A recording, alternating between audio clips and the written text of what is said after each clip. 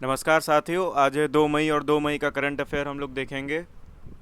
ये है हमारा channel current affairs and education. आप सभी इस चैनल को सब्सक्राइब करें और आगे की अपडेट्स के लिए जुड़े रहें। आज का पहला सवाल है इम्पोर्टेंट डे से रिलेटेड है। पहला लिखा हुआ है, कब अंतर्राष्ट्रीय मजदूर दिवस मनाया गया? तो अंतर्राष्ट्रीय मजदूर दिवस मतलब इंटरनेशनल वर्कर्स डे कब मनाया गया, इंटरनेशनल लेबर डे कब मनाया गया? तो इंटरनेशनल लेबर डे कब मनाया गया? 1 मई को मनाया गया। और इसको मई डे भी कहते हैं। क्या कहते हैं? मई डे भी कहते हैं। इसके पीछे एक कहानी है ये दिवस मनाने का कि सन 1886 में एक आंदोलन किया गया था मज़दूरों द्वारा। किस लिए? क्योंकि तब 1886 से पहले सभी मज़दूरों को 15 घंटे काम करने होते थे, लेकिन 1886 के बाद, उस आंदोलन के बाद, उस समय की अमेरिका में जो भी सत्ता पार्टी थी वो मज़दूरों की अगेंस्ट में काम कर रही थी। तो जो भी अपोजिशन पार्टी थे वो मज़दूरों के साथ मिलकर एक नियम बनाया कि जिसमें कि मज़दूर सिर्फ 8 घंटा ही काम करेंगे, जिसके तहत इस दिन को याद किया जाता है। क्योंकि उस समय एक दंगा हो गया था, उस दंगे में कई मज़दूर मारे गए थे, तो उस दिन को याद करने के लिए आज का दिवस रखा गया है। ठीक है, तो इसलिए अंतर्राष्ट्रीय मज़दूर दिवस कब मनाया जाता है? 1 मई को मनाया जाता है। दूसरा सवाल है बैंकिंग एंड फाइनेंस रिलेटेड है। क्या है? पढ़ते हैं। किस बैंक ने ब्याज दर घटाकर 6.7% कर दिया है? तो बैंक कौन सा ऐसा बैंक है जिसने ब्याज दर घटाकर 6.7% कर दिया है? तो वो है एसबीआई। कौन सा बैंक है? State bank of India. Next question देखते हैं, ऑबिचुरी से रिलेटेड है। ऑबिचुरी मतलब किसी का देहांत हो जाना या निधन हो जाना। तो लिखा हुआ है विक्रमजीत कंवरपाल कौन थे?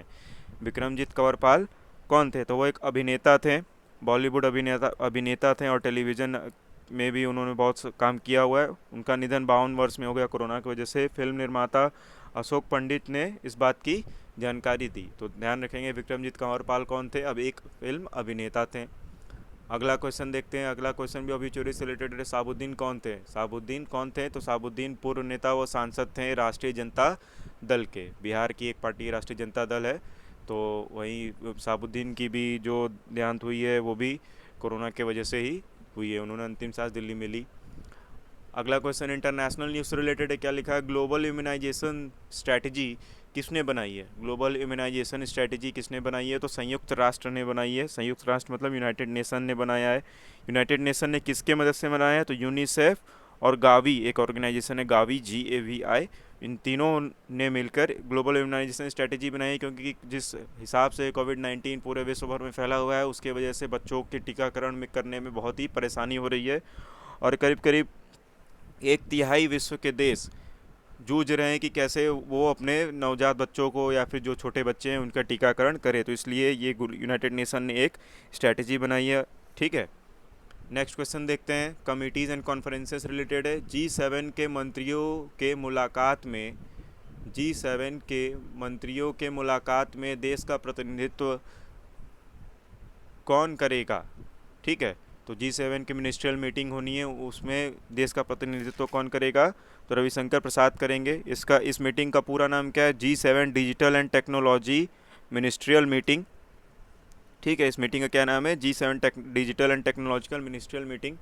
इस मीटिंग के तहत ये डिसाइड करना है कि किस हिसाब से हम पूरे विश्व में टेक्नोलॉजी की मदद से रहना सहना, स्टैंडर्ड ऑफ लिविंग और जो भी क्लाइमेट चेंज है उसको हम लोग टैकल कर सकते हैं। ठीक है, जिसके बेसिस से पूरे भारत में हर एक गांव में, हर एक कस्बे में, पूरे नेशनल लेवल से लेकर state level to local level तक कैसे हम लोग डिजिटल इकोसिस्टम एक बना सकते हैं। ठीक है, नेक्स्ट क्वेश्चन देखते हैं। नेक्स्ट क्वेश्चन है नेशनल एंड ऑबिचुरी न्यूज़ है। रोहित सरदाना का निधन हो गया। रोहित सरदाना का निधन हो गया, वह कौन थे? रोहित सरदाना एक बहुत ही उम्दा पत्रकार थे, और उनका निधन हार्ट अटैक से हुआ, और 24 अप्रैल को वो कोविड पॉजिटिव भी पाए गए थे। तो कोविड के भी कॉम्प्लिकेशंस उनको थे। उनका निधन 40 वर्ष की उम्र में हुआ, और वह आज तक के साथ काम करते थे। वो जी मीडिया से भी उनका जुड़ाव था, और उनकी एक बहुत ही मशहूर शो चलती थी आज तक पे ताल ठोक के। उन्हें 2018 में गणेश विद्यार्थी पुरस्कार भी दिया गया। नेक्स्ट लिखा हुआ है अपॉइंटमेंट एंड बैंकिंग से। एक्सिस बैंक का MD एंड CEO किसे नियुक्त किया गया?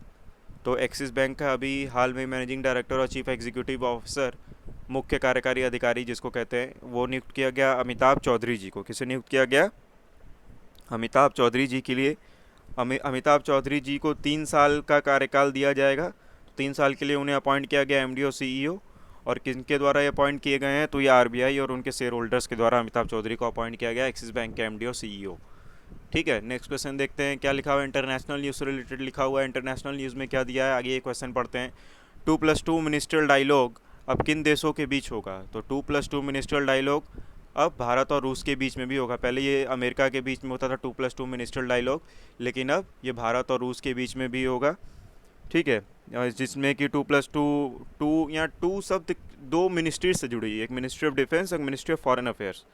ठीक है, किस लिए ये होगा? तो बायलैटरल स्ट्रेटेजिक पार्टनरशिप जो भी हैं सहयोग करेगा भारत और रशिया मिलके, और स्पेशली किन किन चीज़ों में करेगा? तो वो स्पेस एक्सप्लोरेशन में करेगा, अंतरिक्ष में जो भी खोज अभियान, जो भी खोज करने, मिशन करने, उससे रिलेटेड करेगा। रिन्यूएबल एनर्जी सेक्टर में करेगा। ठीक है, हाइड्रोजन इकोनॉमी के लिए 2+2 मिनिस्ट्रियल डायलॉग को बहुत ही अहम माना गया है।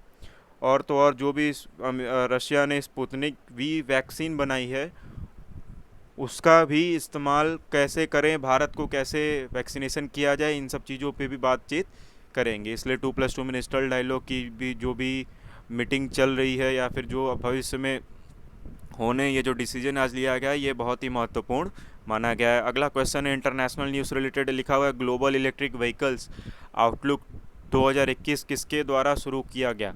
तो global electric vehicles outlook 2021 electric vehicles initiative members, क्या लिखा हुआ है? इलेक्ट्रिक व्हीकल्स इनिशिएटिव मेंबर्स द्वारा ग्लोबल इलेक्ट्रिक व्हीकल्स आउटलुक 2021 शुरू किया गया है। इसका मेन मोटो क्या है? मेन मोटो यही है कि हम ये डिस्कस कर सकें कि कैसे हमें इलेक्ट्रिक मोबिलिटी करनी है। जैसे हिसाब से अभी प्रेजेंट टाइम में जो भी पॉल्यूशन होते हैं पेट्रोल और डीजल की गाड़ियों के वजह से, जो भी सल्फर डाइऑक्साइड या फिर कार्बन मोनोऑक्साइड, ये भी जितने भी तमाम तरीके के जो भी प्रदूषित गैस है हमारे वातावरण को बहुत ही अशुद्ध कर रहे हैं, जिसके वजह से ग्लोबल वार्मिंग हो रही है। इसीलिए इलेक्ट्रिक व्हीकल्स का निर्माण किया गया। तो इन सब चीज़ों पर डिस्कस करने के लिए क्या कौन सा रिपोर्ट प्रोड्यूस होता है? ग्लोबल इलेक्ट्रिक व्हीकल्स आउटलुक, पहली चीज़। दूसरी चीज़ ये देखेंगे कि अभी तक 2020 तक इस रिपोर्ट के मुताबिक ये अभी तक जाना गया है कि 2020 के आखिरी तक पूरे विश्व भर में 10 मिलियन इलेक्ट्रिक व्हीकल्स अभी रोड पर आ चुके हैं। कितने मिलियन? 10 मिलियन। 1 मिलियन में कितने होता है? 10 लाख होते हैं। तो करीब करीब 1 करोड़ इलेक्ट्रिक व्हीकल्स अभी रोड पे आ चुके हैं। और सन 2020 में लॉकडाउन के होने के बावजूद ई कार्स में इजाफा हुआ है। ई कार के रजिस्ट्रेशन में 41% का इजाफा हुआ है। नेक्स्ट क्वेश्चन देखते हैं।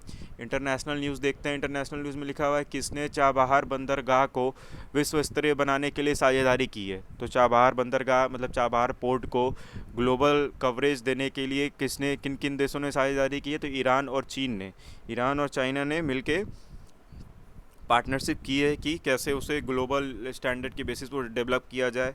तो ये चाबार पोर्ट कौन से गल्फ़ में है? तो गल्फ़ ऑफ ओमान में। कौन से गल्फ़ में है Chabahar port? Gulf of Oman में ये चाबार पोर्ट मिलेगा। और ईरान का सिर्फ ये इकलौता ऐसा पोर्ट है जो कि गल्फ़ ऑफ ओमान में है। चाइना की बात कर लें तो चाइना भी अभी अपने मेरी टाइम ट्रेड मतलब जो समुद्र के रास्ते से जो भी व्यापार करता है, तो 162 कंट्रियों के साथ अब चाइना समुद्र के रास्ते व्यापार करने लगा है। नेक्स्ट देखते हैं इंपॉर्टेंट डे से रिलेटेड है। क्या लिखा हुआ है? किन राज्यों का स्थापना दिवस 1 मई को मनाया गया? किन राज्यों का स्थापना दिवस 1 मई को मनाया गया? तो गुजरात और महाराष्ट्र का स्थापना दिवस 1 मई को मनाया गया। ये किस लिए मनाया जाता है? 1960 में बॉम्बे स्टेट को डिवाइड किया गया था गुजरात और महाराष्ट्र में। किसमें? गुजरात और महाराष्ट्र में डिवाइड किया गया था। तो जब बॉम्बे स्टेट 1960 में था, 1960 से पहले जो बॉम्बे स्टेट था उसमें जो नॉर्थ पार्ट में थे वो गुजराती बोलने वाले ज़्यादा थे और जो साउथ पार्ट में थे मराठी बोलने वाले ज़्यादा थे। इसलिए 1960 में बॉम्बे रीऑर्गेनाइजेशन एक्ट पारित हुआ संसद में, जिसके वजह से ये बॉम्बे स्टेट जो 1960 तक था, जिसका नाम क्या था? बॉम्बे स्टेट था, उसको डिवाइड करके गुजरात और महाराष्ट्र बनाया गया। नेक्स्ट क्वेश्चन दिया हुआ है 13वां डिफेंस सिक्योरिटी से रिलेटेड। क्या लिखा हुआ है आइए पढ़ते हैं। ऑपरेशन समुद्र सेतु 2 किसके द्वारा शुरू किया गया? तो ऑपरेशन समुद्र सेतु 2 भारतीय नौसेना द्वारा शुरू किया गया। ये किस लिए शुरू किया गया? कि पूरे देश भर में कोरोना काल खंड में ऑक्सीजन की बहुत ही किल्लत हुई, जिसकी वजह से काफ़ी लोगों का जान भी जा रहा है। तो उस ऑक्सीजन की कमी ना हो, इसलिए फॉरेन कंट्रीज से ऑक्सीजन लाने में मदद हो, इसलिए भारतीय नौसेना ने एक अभियान चलाया है जिसका नाम है ऑपरेशन समुद्र सेतु 2। इसमें 2 शिप काम कर रही हैं। पहला शिप है INS कोलकाता और दूसरा शिप है INS तलवर। इन दोनों आईएनएस कोलकाता और आईएनएस तलवर दोनों मिल के मनामा में, बहरीन में सब लिक्विड ऑक्सीजन मुंबई पहुंचाएंगे, मनामा और बहरीन से लेकर। टोटल कितने ऑक्सीजन पहुंचाएंगे, तो 40 मिलियन टन, 40 मेट्रिक टन। और आईएनएस जलस्वा वो बैंकॉक गई हुई है, और आईएनएस ऐरावत सिंगापुर। तो नाम रखेंगे चारों, इसमें जो भी नाव है हमारे पहले हैं, आईएनएस कोलकाता, आईएनएस तलवर बहरीन और मनामा गए हैं, और आईएनएस जलस्वा और आईएनएस ऐरावत सिंगापुर, और आईएनएस जलस्वा बैंकॉक। नेक्स्ट क्वेश्चन क्या है ये देखते हैं। नेक्स्ट क्वेश्चन दिया हुआ इकोनॉमिक न्यूज़ से रिलेटेड, एग्रीकल्चर इंफ्रास्ट्रक्चर फंड में कितने पैसे एकत्रित किए गए हैं। तो एक फ़ंड बनाया गया था एग्रीकल्चर में, क्या इंफ्रास्ट्रक्चर होंगे, कैसे डेवलपमेंट करेंगे एग्रीकल्चर सेक्टर को। तो उसके तहत इस फंड में 8,216 करोड़ अभी तक आ चुके हैं। सबसे ज़्यादा शेयर किसने दिया है, तो सबसे ज़्यादा शेयर दिया है प्राइमरी एग्रीकल्चरल क्रेडिट सोसाइटीज़ ने। किसने दिया है, प्राइमरी एग्रीकल्चरल क्रेडिट सोसाइटीज़ ने। कितना परसेंट दिया है, 58%, 58%। उसके बाद किसका शेयर है, एग्री एंटरप्रेन्योर्स के 24% शेयर है, और इंडिविजुअल फार्मर्स के 13%।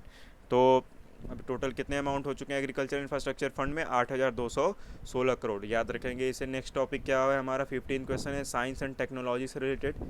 कौन से देश ने अपना कोर मॉड्यूल स्पेस स्टेशन के लिए लॉन्च किया है। ठीक है, कोर मॉड्यूल एक तरीके का समझिए कि एक रफ मैप है जिसके बेसिस पे स्पेस स्टेशन बनाया जाएगा लोअर अर्थ ऑर्बिट में। तो वो कौन सा देश बनाएगा, चीन बनाएगा। चीन ने डिसीजन लिया है कि अगले साल तक वो कोर इस मॉड्यूल के बेसिस पे स्पेस स्टेशन अंतरिक्ष में बनाएगा। इसमें कौन सा रॉकेट है, तो देखते हैं किस रॉकेट की मदद से ये चीज़ें की जा रही हैं चाइना में। तो लॉन्ग मार्च 5B/Y2 रॉकेट है। क्या नाम है, लॉन्ग मार्च 5B/Y2 रॉकेट। और वो क्या कैरी कर रहा है, तो तियान्हे मॉड्यूल को वो कैरी करेगा।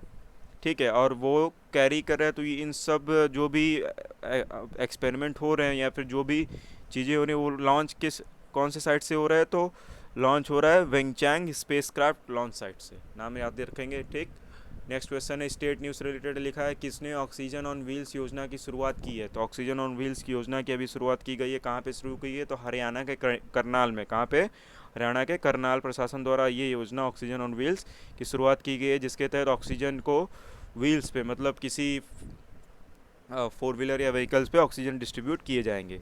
क्या हरियाणा कैपिटल क्या है, चंडीगढ़ है। हरियाणा के गवर्नर कौन है, सत्यदेव नारायण आर्य।